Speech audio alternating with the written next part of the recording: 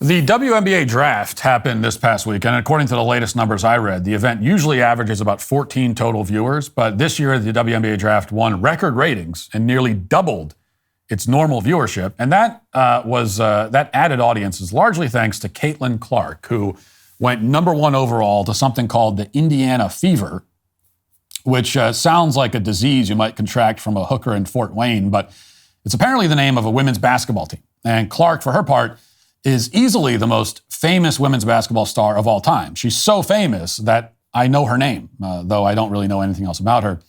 If you are in the very small fraternity of people who qualify as WNBA fans, this sudden increased interest in the league, even if it still amounts to basically no interest, should be cause for celebration and gratitude. But we don't do celebration very well in this culture, and we don't do gratitude at all, really. So instead, people found reasons to whine, and that whining led to what is surely the dumbest discourse of the year 2024 so far. Now, I don't expect it to retain that title until January, but for now, it lays claim to it easily. Because over the past couple of days since the draft, the left has been complaining bitterly that WNBA salaries are too low. It started on social media with posts like this one from somebody named Alyssa Leader, who identifies herself as a public defender. She also has, needless to say, pronouns in her bio. She tweeted this, quote, "Decided to Google WNBA salaries before the draft, and I actually want to die. What the hell?" Now, the salaries that have apparently zapped her will to live are $76,000 a year for the top 4 picks in the draft and $70,000 for the rest of the round 1 selections. In subsequent tweets, Alyssa tells us that the average starting salary for first-round NBA draft picks is $10 million a year by comparison. She says that this contrast is, quote, honestly devastating. And there were many other tweets like this from similarly outraged, devastated, and apparently suicidal feminists. And soon the media jumped on the bandwagon. NBC News had this headline: "The gap between Caitlin Clark's WNBA salary and her male counterparts draws outrage." Today.com added this: "Caitlin Clark went number 1 in the WNBA draft. Some fans are outraged at her salary." The outrage made its way all the way up to the White House, where Joe Biden tweeted at 5 p.m. on Tuesday, right before bed, that, quote, "Women in sports continue to push new boundaries and inspire us all. But right now, we're seeing that even if you're the best, women are not paid their fair share. It's time that we give our daughters the same opportunities as our sons and ensure that women are paid what they deserve." Now, we'll get back to the fair share idea in a moment, but first, let's go to the ABC News controversy, the report on this controversy, which inadvertently revealed the fundamental confusion at work here. Watch. Caitlin Clark, we got to start with her. No question, goes number 1 last night. But for her rookie season, she's only making $76,000. I say only, but that's just in comparison to other NBA players and WNBA players. What does that say about the pay gap in women's sports? Stephanie, it says that the nation is now going to wake up to the inequality in terms of pay, and it will change. The media rights deal for the WNBA is up. There will be negotiations, and Caitlin Clark will change that as well. But really, this is all about capitalism. I mean, for a generation, people have ignored the WNBA. They haven't bought tickets. They haven't watched. They haven't bought the products they're seeing on the commercials. And everything changes. I think the eyeballs on this number, $76,000. Now, again, she's making much more than that. Her endorsements are into the millions. There's also a chance of having $250,000 contract or addition for marketing the WNBA. I'm sure she'll get that as well. So she's going to be a multimillionaire. But it's shining a light on something that we should be looking at. Title IX is, of course, applying to high schools and colleges. This is about capitalism. This is about Americans spending their money in a certain way. And that's going to change because of the eyeballs, because of the TV ratings. Caitlin Clark the Caitlin Clark effect, Stephanie, will be impacting that as well. And it's about time, because these women obviously have been underpaid now for several decades. Okay, the talking head there can't seem to make up her mind, because on one hand, she says that it's capitalism. People aren't watching or supporting the games, so the women don't get paid much. On the other hand, she says that the women are underpaid. Well, which is it? Well, if this needs to be explained, I will explain it. It's very much the former. In fact, WNBA players are not underpaid at all. They are, if anything, vastly overpaid. By all rights, as a simple economic matter, WNBA players should not be getting paid anything. If they're getting paid anything above zero, they are overpaid. You know, a lot of people who are upset about the pro-abortion movement are asking what they can actually do to fight back. And, well, this is what you can do. You can support organizations like Preborn, because Preborn is out there on the front lines helping women to choose life. Preborn covers all the bases for soon-to-be mothers, and particularly ones considering abortion. Preborn meets women with compassion, encouragement, and understanding, providing them with the tools they need to choose life.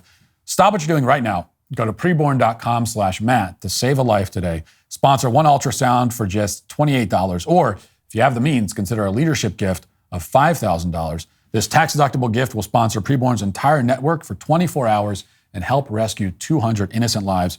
To donate securely, dial pound 250 and say the keyword baby. That's pound 250 and say the keyword baby. Or go to preborn.com/Matt. That's preborn.com/Matt. Here are some basic facts to flesh this out. First of all, the WNBA has existed for nearly 30 years. It has never once turned a profit.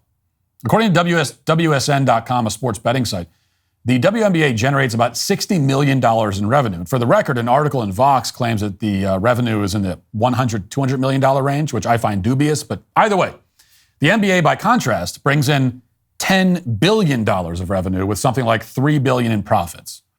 So that means that the NBA generates more than 150 times the revenue of the WNBA. And if you're going with the, I think, quite generous $100 million estimate for the WNBA, then the NBA makes only 100 times that amount. So do the math here, by the way, and you'll see that pound for pound, WNBA rookies actually make about the same as NBA rookies. 70,000 times 150 is 10.5 million. But even then, they're still overpaid, because although the WNBA generates $60 million in revenue, or even if it's $100 million, let's say, it makes no profit. These women are getting paid salaries to play for a league that, economically speaking, shouldn't exist. You don't have to be a financial whiz to understand that losing money for 30 years is usually a recipe for bankruptcy. The only reason the women's league stays open is that the NBA subsidizes it. Every year, the men's league hands millions of dollars to the women. And why do they do that? Well, so that everyone can feel good about the fact that a women's league exists. You're probably familiar with those charities where you can metaphorically adopt somebody from the third world by sending money to a charity that supposedly then goes to, that family. Well, that's basically what the NBA is to the WNBA. They have adopted it like a third world child.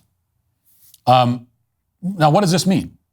It means that, again, nobody watches the WNBA. The leftists on Twitter and in the media complaining about WNBA salaries have never watched a game in their lives. They've never sat down to watch a women's game on TV, much less have they purchased tickets to watch it at the arena. They'll support the league by whining on its behalf on social media, but they won't support it by actually supporting it. Last year, the WNBA had its most watched regular season in 20 years. So this was a record audience. And during that record season, the average audience for each game was 500,000 viewers. Now, to put that into perspective, 500,000 is about the viewership of CNN's weekly 10 p.m. show with Charles Barkley and Gayle King. And that show was just canceled after 6 months because the audience was so low that it wasn't sustainable. 500,000 for a professional sports league that airs on network television is an even more catastrophic embarrassment and would be even less sustainable if not for the fact that the WNBA doesn't have to sustain itself, which is fortunate for the league because it would be out of business in a month if it did have to sustain itself. Now, Joe Biden wants these women to get their fair share. Well, I ask you this, what is a fair share of $0 in profit? That's a math problem so easy that even our vegetable of a president should be able to do it. The fair share, the actual fair share, is nothing. Zero. That's what you deserve to get paid when you put a product on the airways that nobody cares to watch. That's the simple reality here. And it's why the unequal pay discourse around the WNBA and everybody pushing it are all today canceled. Thanks for checking out this video. If you'd like to listen to my full podcast on the go, you can check out The Matt Walsh Show on Apple Podcasts, Spotify, or wherever you get your podcasts.